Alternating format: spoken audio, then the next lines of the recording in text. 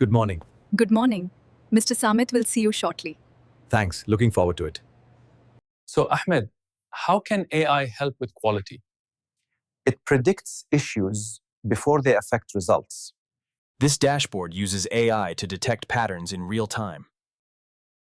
So we fix problems before they show up? Sensors track machine health instantly. Live alerts? That's powerful. But my team might feel threatened.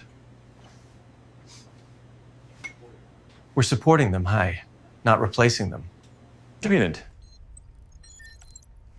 AI sends alerts as soon as something's off. That means faster reactions.